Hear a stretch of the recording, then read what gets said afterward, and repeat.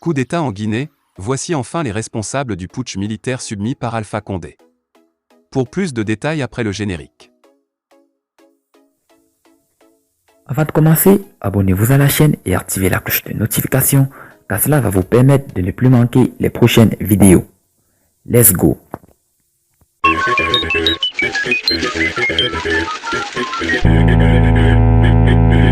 Depuis le début de la matinée, le quartier du palais présidentiel était le théâtre de tirs nourris.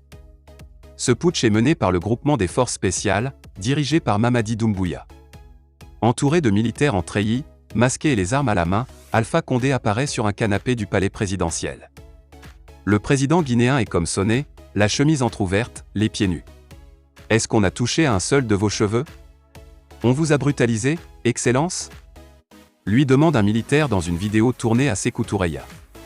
Alpha Condé, 83 ans, semble aller bien mais reste silencieux.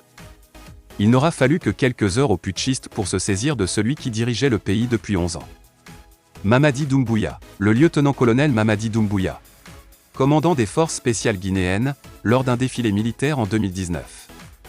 Le lieutenant-colonel Mamadi Doumbouya, commandant des forces spéciales guinéennes, lors d'un défilé militaire en 2019. Tout est allé très vite. Cette journée folle à Conakry a débuté aux alentours de 8 heures. Des tirs nourris et alarmes lourdes ont été entendus tout au long de la matinée aux abords de Sékou Touraya, le palais présidentiel où se trouvait alors le chef de l'État. Selon des photos, il aurait depuis été emmené hors du palais présidentiel. À la mi-journée, une déclaration de Mamadi Doumbouya, un Malinké originaire de la région de Kankan, a circulé sur les réseaux sociaux. Selon les informations de Jeune Afrique, c'est ce lieutenant-colonel et ses hommes du groupement des forces spéciales, GPS. Une unité d'élite de l'armée aussi bien entraînée qu'équipée, qui sont à l'origine du coup d'État.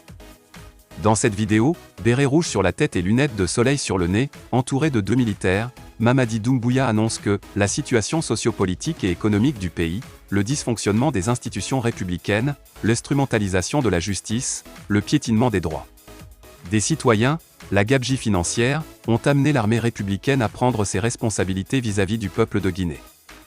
Il annonce aussi la dissolution de la Constitution, du gouvernement, des institutions et la fermeture des frontières. Enfin, il annonce qu'un Comité national du rassemblement et du développement, CNRD, a pris le pouvoir.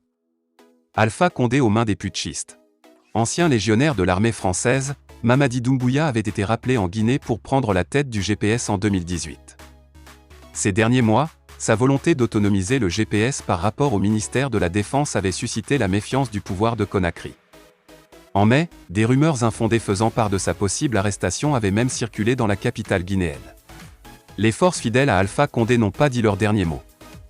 Celui qui apparaît aujourd'hui comme le chef des putschistes a appelé ses « frères d'armes à l'unité » et à rester dans leur caserne. C'est bien l'interrogation majeure à heure, les hommes du GPS vont-ils être suivis par le reste de l'armée? Les forces fidèles à Alpha Condé n'ont pas dit leur dernier mot, mais le président est bel et bien entre les mains des putschistes, a affirmé à Jeune Afrique un proche du chef de l'État.